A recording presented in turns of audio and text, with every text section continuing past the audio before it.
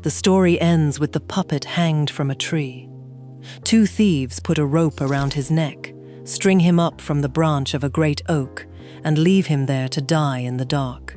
His breath grows shorter, his eyes close, and the last thing he says is a prayer for his father, and then he goes still. And underneath that scene, the author printed 2 words: the end. He meant it. That was the finish. The puppet dies, and the story is over, and Carlo Collodi had no intention of writing another line. The date was 1881. It ran in a children's newspaper, and the only reason Pinocchio ever became a real boy, the only reason there is a story at all past that oak tree, is that the children who read it would not accept the ending, and Collodi was talked into bringing him back from the dead. This is the story of how one of the most famous children's tales in the world began as something its own author tried to kill. Let's start with the version you know. 1940. Walt Disney releases his second animated feature, and it is Pinocchio, a cricket in a top hat who serves as a conscience, a wish upon a star, a nose that grows when the puppet lies, a whale, and at the end, a wooden boy made flesh, rewarded for learning to be brave, truthful, and unselfish. It is warm, and it is moral, and it is one of the most beautiful films the studio ever made. It is also almost nothing like the book. In the original, the cricket does not survive Chapter 4. The nose is barely a feature. There is no wish upon a star, and the puppet at the center of it is not an innocent led astray. For most of the book, he is genuinely unpleasant, selfish, violent, ungrateful, and the story is not a fantasy about wishes. It is a grim, strange, often cruel fable about poverty, hunger, and what happens to children who will not do as they are told.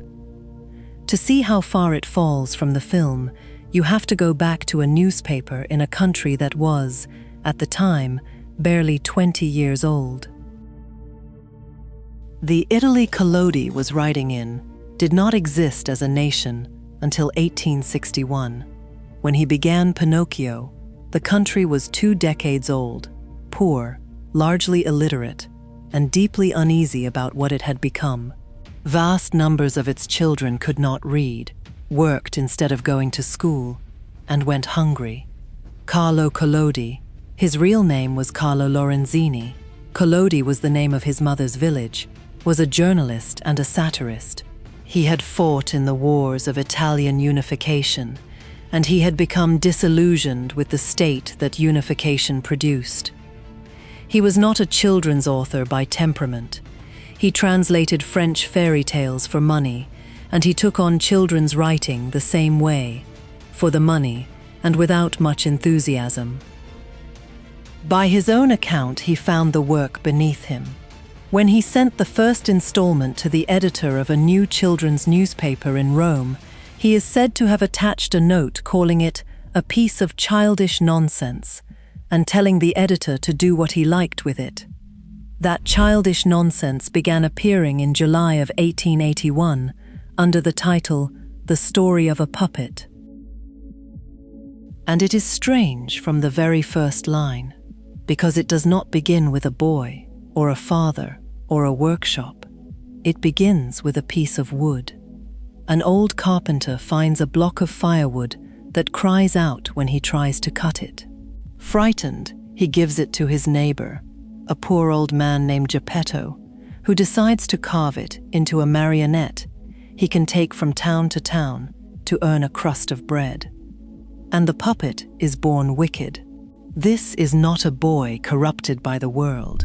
Before Geppetto has even finished carving him, Pinocchio's newly made hand snatches the old man's wig off his head.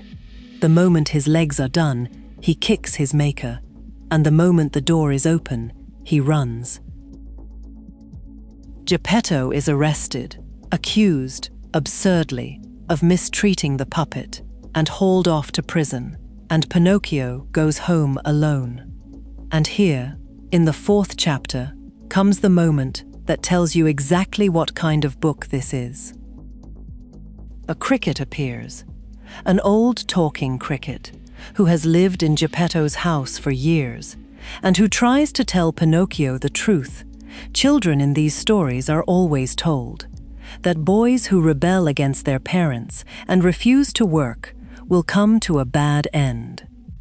In the Disney film, this cricket becomes Jiminy, the lovable conscience who guides the hero all the way to the final scene.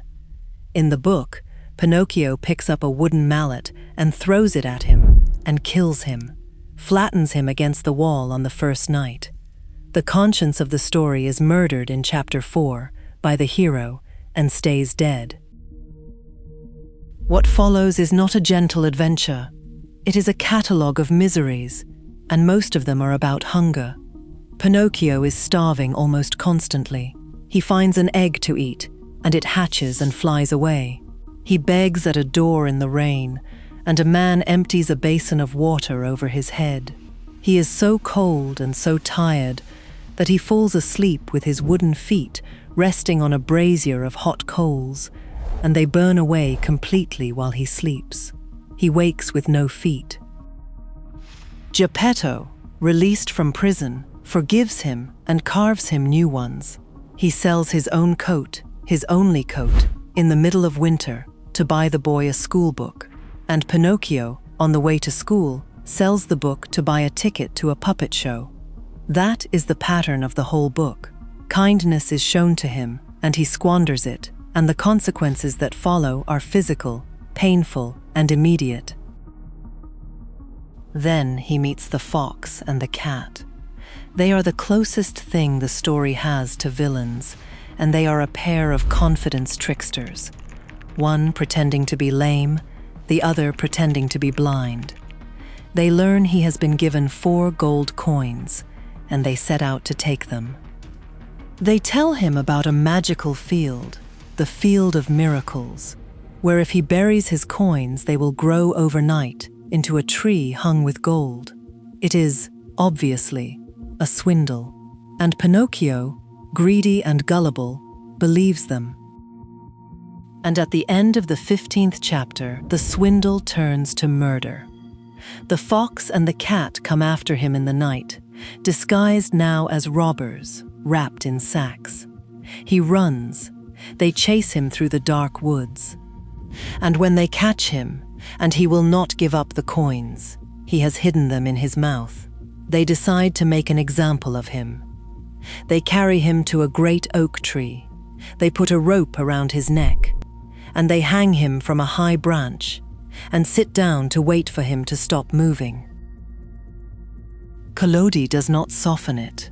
The wind is described, cold and cruel, swinging the hanged puppet back and forth. Pinocchio's breathing fails. He thinks of his father. He manages a few last words, a prayer that Geppetto might come and save him. And then, the text says, his eyes closed, his mouth opened, his legs stiffened, and he hung there, rigid. And Collodi wrote, "The end." That was chapter 15, and it was meant to be the last chapter. He had killed the puppet, deliberately, and closed the story on a child's corpse swinging from a tree. A dark, moral, unmistakable ending. This is what becomes of disobedient boys. And the readers would not have it. The response was immediate, and it was furious. Children wrote in. This was a children's newspaper, and its young readers had followed Pinocchio for weeks, and they refused to accept that he was simply dead. The editor wrote to Collodi and pressed him to continue it, to find a way to bring the puppet back. So Collodi did. A few months later, the story resumed, and he performed the resurrection with a device he invented for exactly this purpose. A beautiful child with blue hair appears at a window near the oak, the fairy with the turquoise hair. She sees the hanged puppet. She sends a falcon to cut him down and a carriage to carry him to her house. and she calls in doctors to tell her whether he is alive or dead. The puppet, who was hanged and pronounced finished, is quietly, retroactively, not dead after all. And the story that had ended began again, and ran on for another 21 chapters. It is worth sitting with what that means. The single most famous character in the fairy, the blue fairy, who in the Disney film is there from the beginning, who grants the wish that starts the whole story, did not exist in Collodi's original plan at all. She was invented as a piece of narrative first aid. She exists because an author needed to undo an ending his readers had rejected, and needed someone to cut the body down. And the second half he was compelled to write is, if anything, stranger and darker than the first. The nose that grows, the detail the entire world now remembers, barely appears, and when it does, it is not really the point. Far more of the book is given over to something the film only gestures at, the constant, looming threat that Pinocchio will stop being a puppet, not by becoming a boy, but by becoming a beast of burden. The most famous sequence of the second half is the Land of Toys, a place where boys are promised endless play and no school, no work, no rules. Pinocchio goes with a friend called Lampwick, and for 5 months they do nothing but play. And then, one morning, Pinocchio wakes up, and his ears have grown long and hairy. He has begun to turn into a donkey. This is what the Land of Toys does. It is a trap that harvests idle children, transforms them into donkeys, and sells them. The transformation is drawn out and genuinely frightening. And his friend Lampwick goes all the way, becomes a donkey completely. And Pinocchio, as a donkey himself, is sold to a circus, and then, when he is lamed and useless, sold again to a man who wants to drown him and skin him to make a drum from his hide. That is the register of this book. Beneath the fantasy, it is about the economic reality of poor children in a poor new country. Children who were, in fact, sold into labor, worked until they were used up and discarded. The donkey is not a random nightmare. It is a metaphor with its feet in the real world, aimed at a readership who knew exactly what it meant to be worth only as much as your labor. So why do we have the other Pinocchio? The wish, the star, the gentle conscience, the reward? Partly the book itself, across its life, was softened. Collodi collected the chapters into a single volume in 1883, and the act of binding the whole thing together, resurrection and all, already smoothed the brutal shape of that first ending into just one dark passage among many. Then came translation, and Pinocchio traveled.